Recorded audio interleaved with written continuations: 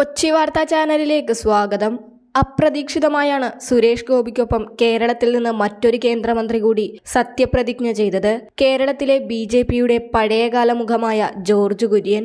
ഇത്തവണ കേന്ദ്ര സർക്കാർ രൂപീകരണത്തിൽ BJP സ്വീകരിച്ച ജോർജ് കുര്യൻ മോഡൽ പരിഷ്കരണം മറ്റ് പദവികളുടെ കാര്യത്തിലും തുടരണമെന്ന ആവശ്യം BJPയിൽ ശക്തമാകുകയാണ്. ഇടക്കാലത്ത് BJPയിലെത്തിയ നേതാക്കൾക്ക് പദവി നൽകിയത് സംസ്ഥാനത്ത് പാർട്ടിക്കൊരു ഗുണവും ഉണ്ടാക്കിയില്ലെന്നാണ് വിലയിരുത്തൽ.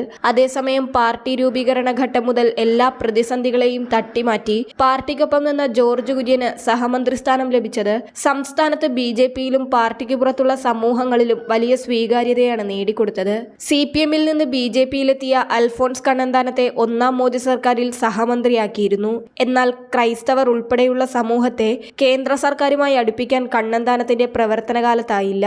പകരം അന്നുതന്നെ ജോർജ് കുര്യൻ മന്ത്രിയായിരുന്നുവെങ്കിൽ കഴിഞ്ഞ നിയമസഭാ തിരഞ്ഞെടുപ്പിൽ പോലും അത് അനുകൂലമായി പ്രതിഫലിക്കുമായിരുന്നുവെന്നാണ് കണക്കുകൂട്ടൽ. എന്തായാലും ഇപ്പോഴാണെങ്കിൽ പോലും ജോർജ് കുര്യന്റെ പദവി ന്യൂനപക്ഷ മേഖലയിൽ വൻ മുന്നേറ്റത്തിന് കാരണമാകുമെന്നാണ് വിലയിരുത്തൽ. മാത്രമല്ല സംസ്ഥാനത്തെ പൊതുസമൂഹവും ജോർജ് കുര്യന്റെ സ്ഥാനലബ്ധിയെ വലിയ ആദരവോടെയാണ് കാണുന്നത്.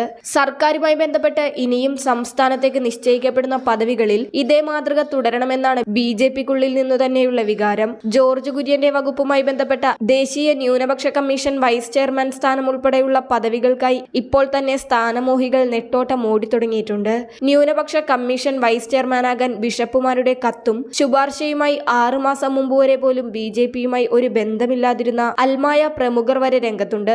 ഏതാനും വർഷങ്ങൾക്ക് മുൻപ് മാത്രം BJPയിലെത്തുകയും പാർട്ടിയിലും ന്യൂനപക്ഷ മോർച്ചയിലും പ്രവർത്തിക്കുന്നവരായ നേതാക്കളും രംഗത്തുണ്ട്. Rubber board, spices board, coffee board, നാളികേര വികസന ബോർഡ് ഉൾപ്പെടെ സംസ്ഥാനത്ത് ആസ്ഥാനമുള്ള നിരവധി പൊതുമേഖലാ സ്ഥാപനങ്ങളുടെ പുനഃസംഘടന താമസിയാതെ ഉണ്ടാകുമെന്നാണ് പ്രതീക്ഷ. സംസ്ഥാനത്ത് കാർഷിക മേഖലയിൽ വലിയ സ്വാധീനമുണ്ടാക്കാൻ കഴിയുന്ന സ്ഥാപനങ്ങളാണിവ. മുൻപ് ഇത്തരം തസ്തികകളിൽ കേന്ദ്ര നേതൃത്വം വഴി സ്വാധീനത്തിൽ പദവികളിൽ എത്തിയവരുണ്ട്. BJP കേരള ഘടകത്തിലെ തമ്മിലടി കാരണം സംസ്ഥാന നേതൃത്വത്തെ വിശ്വാസത്തിലെടുക്കാൻ കേന്ദ്ര നേതൃത്വം തയ്യാറായിരുന്നില്ല.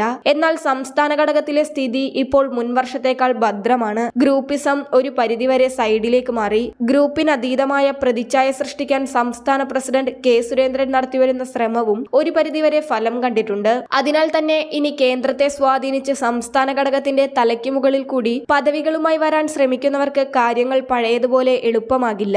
ജോർജ് കുര്യന്റെ നിയമനത്തിൽ പോലും കേന്ദ്ര നേതൃത്വം ഇത്തവണ സംസ്ഥാന ഘടകത്തിന്റെ അഭിപ്രായത്തിനായിരുന്നു വില കൽപ്പിച്ചത്.